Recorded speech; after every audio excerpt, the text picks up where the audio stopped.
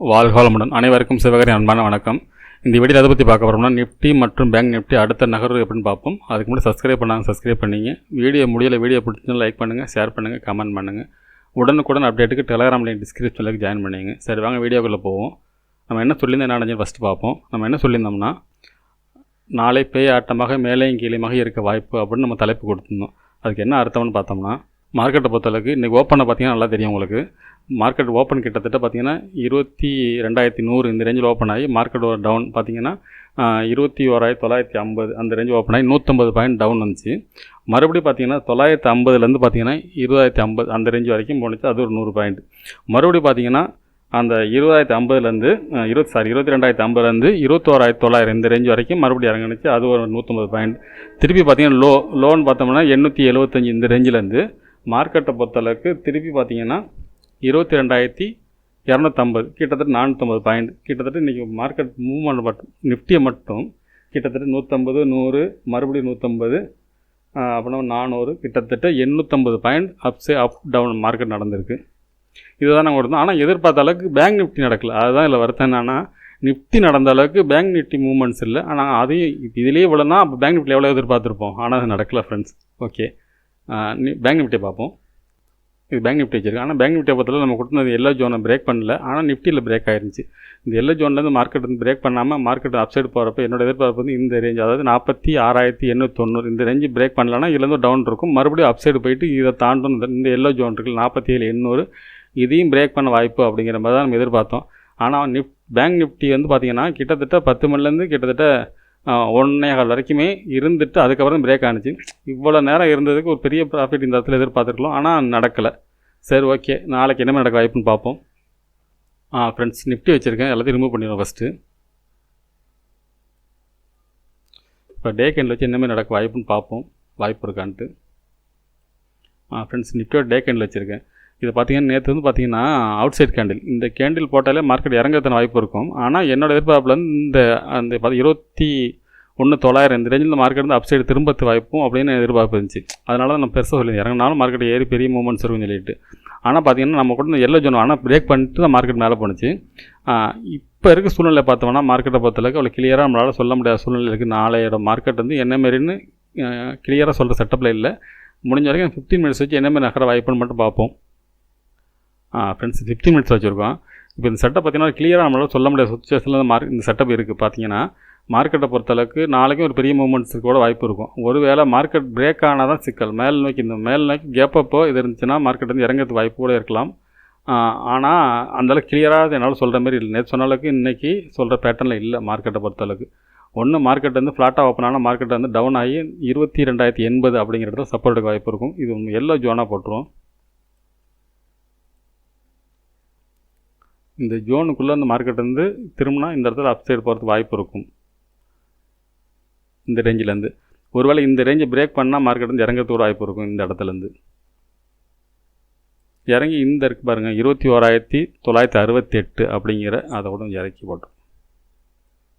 இந்த ரேஞ்சு 21,950 அப்படிங்கிற இடத்துல மார்க்கெட் மறுபடியும் சப்போர்ட் கூட வாய்ப்பு இருக்கும். இந்த இடத்துல மறுபடியும் அப்சைடு போக வாய்ப்பு இருக்கும்.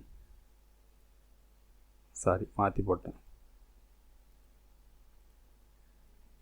இல்லைன்னா இந்த ரேஞ்சு இதுக்குள்ளே கிட்டத்தட்ட அந்த 21,875 இந்த ரேஞ்சுக்குள்ளே மார்க்கெட் அப்சைடு இருக்குது. நம்ம கிளியராக சொல்ல முடியல. ஆனால் இந்த இடத்துல மார்க்கெட் அப்சைடு போக வாய்ப்பு இருக்கும். இந்த இடத்துல அப்சைடு போக வாய்ப்பு இருக்கும். இந்த இடத்துல பிரேக் பண்ணால் மட்டும் ஃபால்னு கூட வச்சுக்கலாம். இந்த இடத்துல இறங்கினா ஃபால் இருக்கும். ஒருவேளை மார்க்கெட் கேப்பப் இருந்தாலும் ஃபால் தான் இருக்கும். இந்த இடத்துல மார்க்கெட்டை பொறுத்தளவுக்கு இந்த ரேஞ்சிலேருந்தும் மார்க்கெட் ஃபால் ஆகிறதுக்கான வாய்ப்பு அதிகம். அப்படி ஒருவேளை இந்த இடத்துல ஃபால் ஆக முடியாமல் ஒரு மார்க்கெட் சைடுவேஸாக இந்த இடத்துல கூட இருக்கலாம். இந்த ரேஞ்சுக்குள்ளே கூட சைடுவேஸாக இருக்க வாய்ப்பு இருக்கும். ஒருவேளை இந்த சைடுவேஸ் ஆகி இருந்து அப்புறம் பிரேக் ஆனிச்சுன்னா மார்க்கெட் மேல் நோக்கி போக வாய்ப்பாக இருக்கும். அப்படி இல்லாத பட்சத்தில் இறங்க வாய்ப்பாக இருக்கும். நாளை மார்க்கெட் வந்து சைடுவேஸாக இருந்துச்சுன்னா மார்க்கெட் வந்து சைடுவேஸ் ஆகி இருந்து எந்த பக்கம் பிரேக் ஆகுதோ அந்த பக்கம் மார்க்கெட் போக வாய்ப்பு இருக்கும். பார்த்தோம்னா ரவுண்ட் ஃபிகரில் ரெசிஸ்டன்ஸ் போட்டிருக்கோம். நம்ம வந்து 22,300 to 400 இது போட்டிருக்கோம். நாளைய மார்க்கெட் என்னோடய பாயிண்ட் ஆஃப் வியூலேருந்து மார்க்கெட் வந்து கிளியராக இல்லாத பட்சத்தில் சைடுவேஸாக இருக்கிறதுன வாய்ப்பு கொஞ்சம் அதிகம். ஏன்னா என்னோடய பாயிண்ட் ஆஃப் வியூ தான் தோணுது. ஏன்னா நிஃப்டி இந்த அளவுக்கு பேங்க் நிஃப்டி சப்போர்ட் பண்ணியிருந்தா கூட நம்ம சொல்லலாம். அது சப்போர்ட் இல்லை. அதனால் வந்து நிஃப்டி சப்போர்ட் இருக்குது, பேங்க் நிஃப்டி சப்போர்ட் இல்லை. அதனால் நாளைக்கு சைடுவேஸாக இருக்கிறதுன வாய்ப்பு கொஞ்சம் அதிகம் ஃப்ரெண்ட்ஸ். சரி, ஓகே, பேங்க் நிஃப்டியை பார்ப்போம். ஆனால் இன்றைக்கி வந்து என்னால் கிளியராக சொல்ல முடியல, எனக்கு தெரிஞ்ச வரைக்கும் சொல்லியிருக்கேன் இந்த செட்டப்புக்கு. சரி, ஓகே. பேங்க் நிஃப்டி பார்ப்போம்.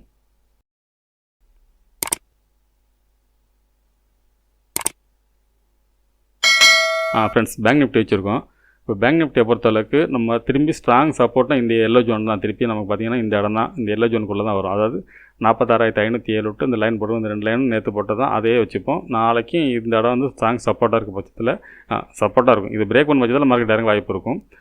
அதே போல் இந்த இடம், இந்த மேலே எல்லோ ஜோன் மட்டும் கொஞ்சம் இடம் மாற்றிப்போம். இந்த ரெட் லைன் இந்த இடத்துல மாற்றிப்போம். அதாவது 47,350 டு 1 மினிட். ஃப்ரெண்ட்ஸ், இந்த ரேஞ்ச் அதாவது 47,270 டு 350 இந்த ரேஞ்சுக்குள்ளே மார்க்கெட் வந்து கொஞ்சம் இறங்கிறதுக்கு வாய்ப்பு இருக்கும். அதாவது ஃப்ளாட்டாக இருந்தால் மார்க்கெட்டை பொறுத்தவரைக்கும் இந்த ரேஞ்சு போகிறப்ப இறங்கோட வாய்ப்பு இருக்கும்.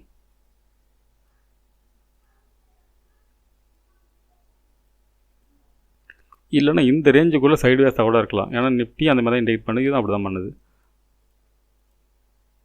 இந்த ரேஞ்சில் இருக்கலாம். ஒருவேளை இந்த எல்லோ ஜோனை பிரேக் பண்ண பட்சத்தில் மார்க்கெட் வந்து அப்சைடு போக வாய்ப்பு இருக்கும். அதாவது இந்த ட்ரெண்ட் லைன், டேயோட ட்ரெண்ட் லைன் பிரேக் பண்ண பட்சத்தில் இந்த இடத்துல வச்சுக்கலாம். இதை பிரேக் பண்ணாலே மார்க்கெட் மேலே போக வாய்ப்பு இருக்கும். ஆனால் ஃபஸ்ட்டு 5 மினிட்ஸ் வந்து இந்த இடத்துல ஓப்பன் வந்து கேப் அப்பில் இருந்து ஒருவேளை ஃபஸ்ட்டு 5 மினிட்ஸை பிரேக் பண்ணால் மட்டும் மேலே போக வாய்ப்பாக இருக்கும். இல்லைனா இங்கேருந்து ஒரு பெரிய ஃபால் கூட இருக்க வாய்ப்பு இருக்கும் ஃப்ரெண்ட்ஸ். இப்போ இன்றைக்கி ப்ரெடிக்ஷனை பொறுத்தளவுக்கு நிஃப்டி, பேங்க் நிஃப்டி ஈவனாகவே இல்லை. அதனால் கிளியராக நம்மளால் இந்த இடத்துல சொல்ல முடியல இன்றைக்கி மார்க்கெட்டை, நாளைய மார்க்கெட்டை பொறுத்தளவுக்கு.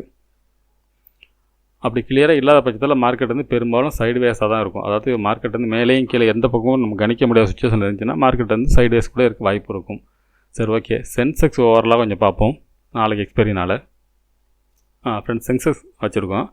இதை பார்த்தோம்னா இதோட ஆல் டைம் ஹைன்னு பார்த்தோம்னா 73,427. இது பிரேக் பண்ணும் பட்சத்தில் இது வந்து டபுள் டாப்பாக வரனால இது இறங்கிறது, இது கூட கிளியராக சொல்லுது மார்க்கெட் இந்த இடம் தொட்டால் இறங்கிறதுக்கான வாய்ப்பு அதிகம். சரி, ஓகே. 15 மினிட்ஸ் வச்சு பார்ப்போம், இல்லை 1 ஹவரில். ஃபஸ்ட்டு 1 ஹவரில் பார்ப்போம். நம்ம இதோட ட்ரெண்ட் லைன் போட்டுருவோம். இந்த ட்ரெண்ட் லைன் பிரேக் பண்ணும் பட்சத்தில் ஒரு நிமிஷம்.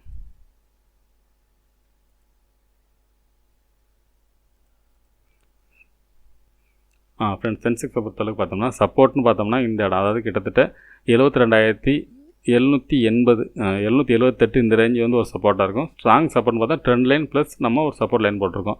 அதாவது 72,311 இந்த இடத்துல மார்க்கெட் அப்சைடு போகிறதான வாய்ப்பு அதிகம்.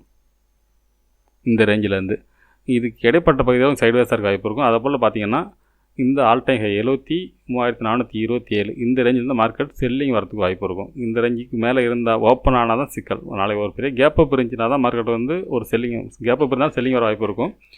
இல்லாத பட்சத்தில் மார்க்கெட் இந்த ரேஞ்சுக்குள்ளே இருக்கும்.